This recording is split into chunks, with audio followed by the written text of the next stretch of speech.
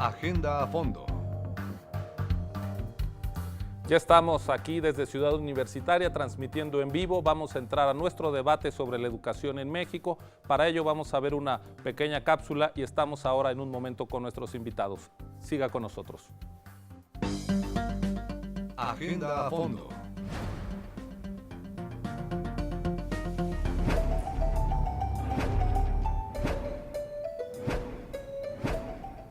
La educación es un pilar indispensable en la construcción de toda sociedad, no solo porque las capacidades productivas estén determinadas por ella, sino porque la escuela es un espacio insustituible de socialización y de formación de los valores sobre los que, finalmente, descansará la convivencia colectiva.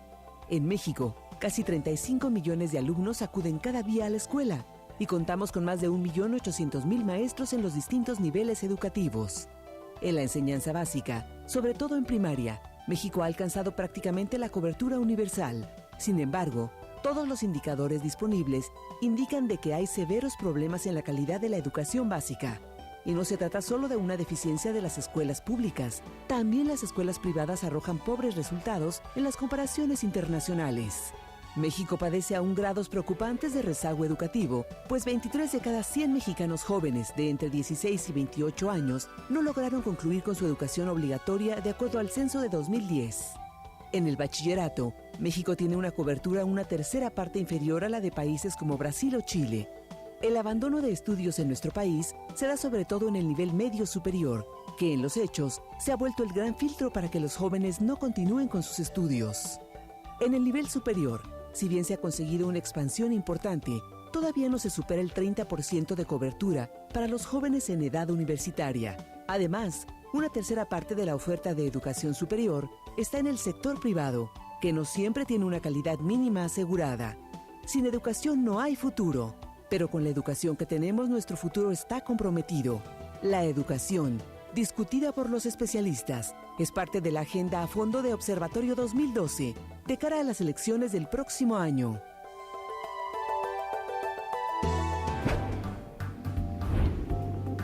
Agenda a fondo. Pues qué bueno que continúan con nosotros. Estamos ya para iniciar nuestro diálogo con los invitados de esta noche. Están con nosotros Lourdes Shehaibar, que es directora del Instituto de Estudios sobre la Universidad y la Educación de aquí, de la UNAM, y Germán Álvarez Mendiola, del Departamento de Investigaciones Educativas del CINVESTAP del Instituto Politécnico Nacional. Muchísimas gracias a los dos por estar aquí. Es un tema tan amplio que quizá conviene ir por partes. Lourdes, la educación debe ser parte de la solución a los desafíos de toda sociedad.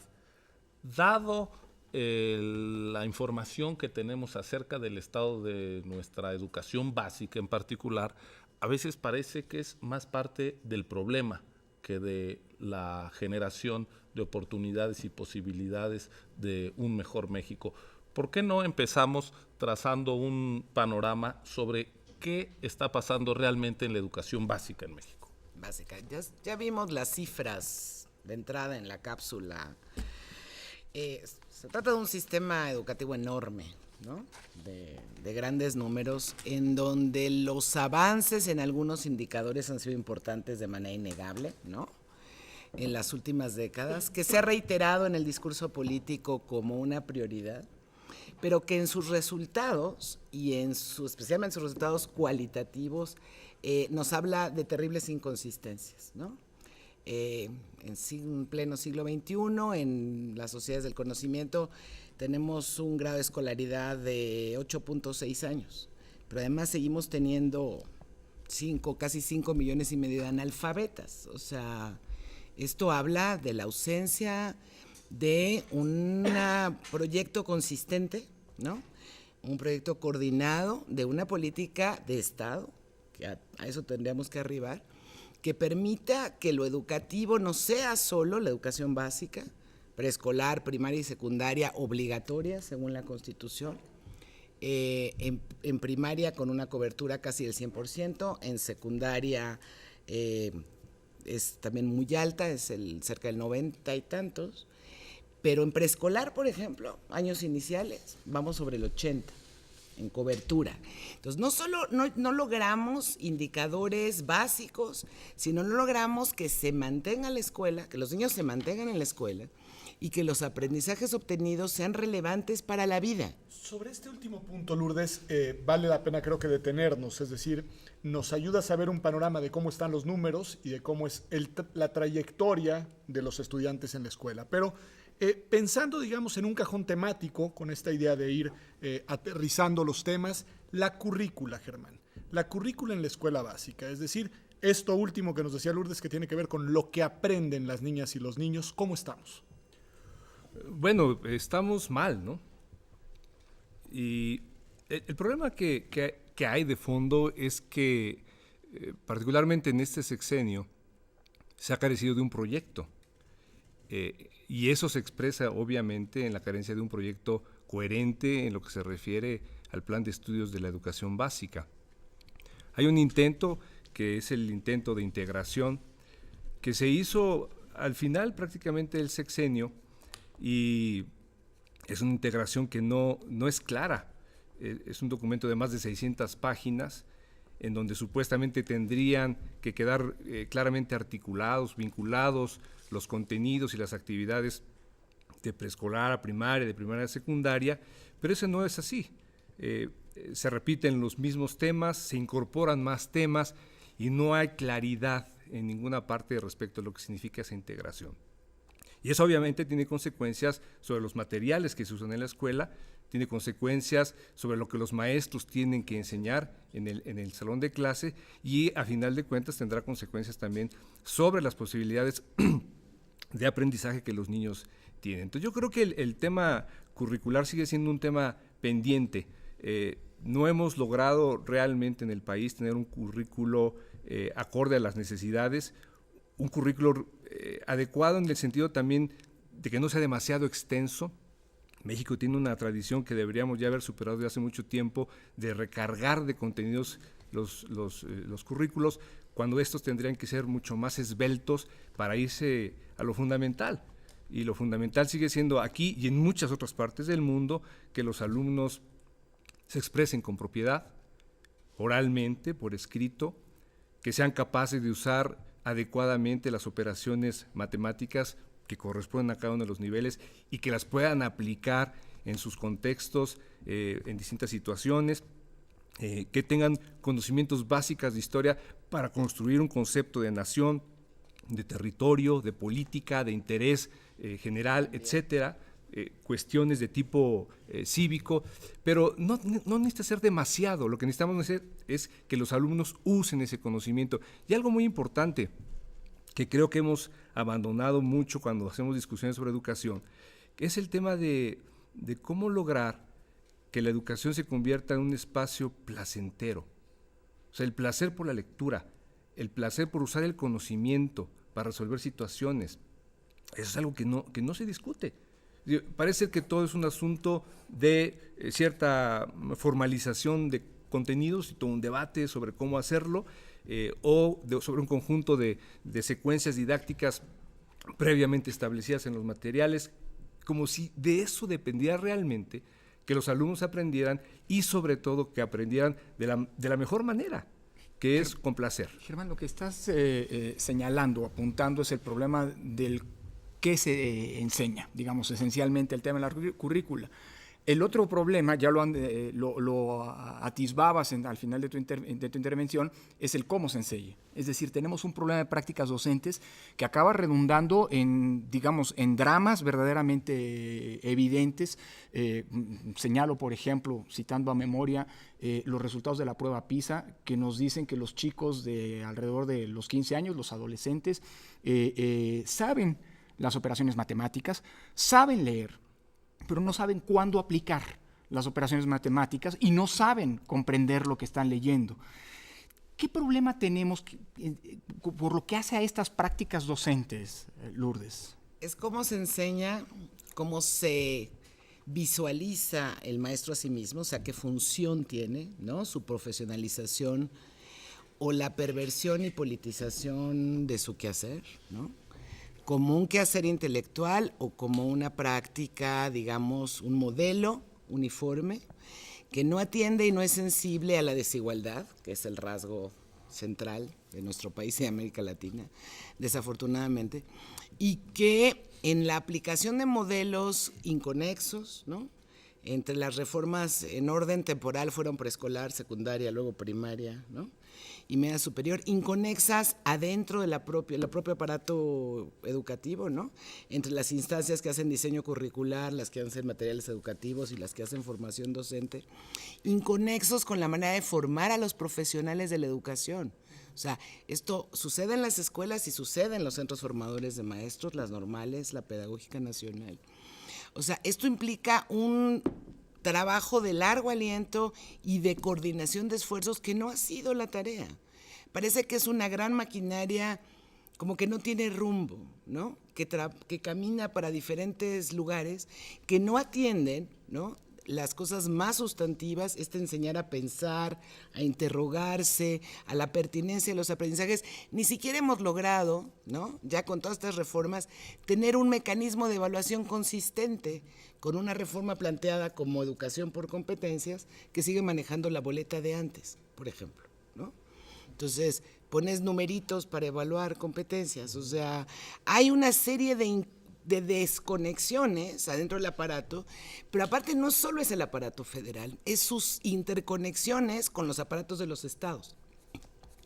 O sea, en esta federalización inconclusa, ¿no?, están las instancias de la SEP y las instancias de los gobiernos de los estados que más generan una serie, digamos, de ruidos en el camino de operar las políticas y los programas, ¿no?, en donde, por ejemplo, la situación de los maestros se ve muy afectada, ¿no? Lourdes, pero hablando de maestros y de instituciones, creo que es inevitable tocar el tema del sindicato, pero yo quisiera al mismo tiempo hacer un llamado, tú dirás si estoy en lo correcto o no, Germán, a situarlo en sus justas dimensiones, porque creo que al mismo tiempo muy rápidamente se ha llegado a un consenso fácil de decir el problema es el sindicato, el problema es la lideresa del sindicato, y quizá eso crea la falsa ilusión de que el día que por angas o mangas cambie la dirigencia, el problema educativo se habrá resuelto.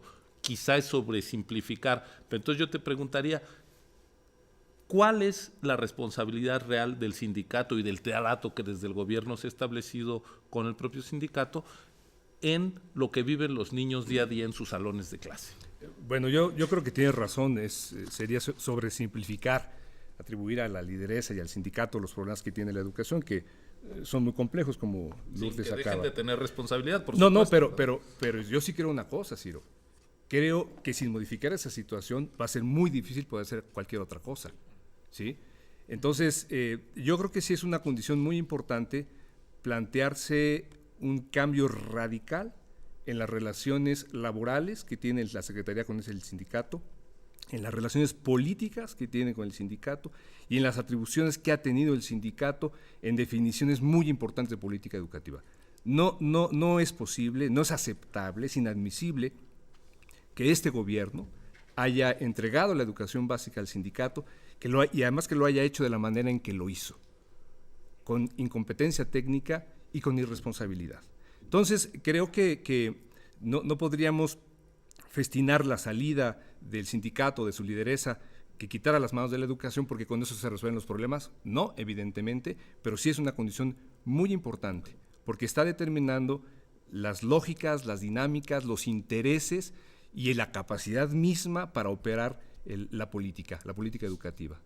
Yo escuchando estas dos intervenciones y en el caso concreto tuyo, Lourdes, has hecho mucho hincapié en el tema de la desigualdad en la materia. La desigualdad, que es un problema, digamos, estructural de la sociedad mexicana, una desigualdad lacerante, una desigualdad indignante, pero que en el tema de educación pareciera adquirir una dimensión todavía más ominosa, porque las desigualdades educativas se traducen en profundas discriminaciones, en discriminaciones que condicionan la posibilidad de tener un desarrollo de vida autónoma, plena y demás. ¿Qué nos dirías de esto? Es decir, ¿por qué visualizar esto desde la perspectiva de la igualdad y desde la perspectiva de la no discriminación? En el discurso también, así como lo educativo es prioridad, en el discurso se ha hablado hace mucho tiempo, el discurso de la política mexicana, se ha hablado de equidad, ¿no?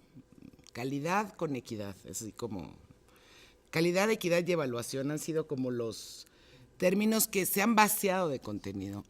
Y digo que se han vaciado de contenido porque esa equidad, ha habido una serie de programas compensatorios, ¿no? Las becas, por ejemplo, a los diferentes niveles, que creo que tienen su efecto, pero tampoco solucionan, ¿no? El problema desde mi perspectiva de la desigualdad en lo educativo, que llega a ser excluyente, que siendo la educación fue en algún momento un canal de movilidad muy central, se ha vuelto un canal de reproducción y de exclusión, ¿no? Las condiciones, la misma reforma educativa, ¿no? La RIEV, por ejemplo, se plantea para operar en el caso de las escuelas urbanas, ¿no? Igual que en los multigrados o los niños jornaleros migrantes, ¿no? O sea, perdón, la pertinencia y significación de los aprendizajes, las condiciones en las que un maestro da clase, las necesidades de esos alumnos no pueden ser ni asumidas igual. En ciclomedia es un ejemplo, ¿no? De no considerar la diversidad ideológica, cultural, la riqueza, que además se conjunta con un problema de ir construyendo identidades, ¿no? Y lo mezclas y no tienes, o sea, tienes la misma evaluación. Para, o sea, la desigualdad reproduce y amplía.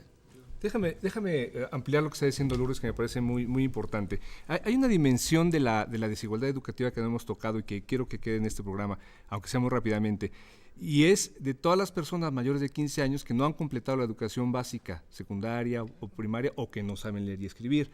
Son 33 millones de personas. Hasta ahorita hemos estado hablando de los que están en el sistema, pero son los que están afuera y que carecen de una política real que se haga cargo del tamaño de ese problema. ¿Cuántos países cabrían en esa población? Es una población enorme. Entonces, muchos de ellos en edad productiva, que requieren tener un conjunto de conocimientos básicos no solamente para que ellos tengan una mejor posibilidad de empleo y de ingreso, sino también para que tengan su contribución en el desarrollo económico que el país necesita. Ahí tenemos un problema, pero INEA prácticamente brilla por su ausencia, ¿no? Le han bajado el presupuesto, es una constante ya.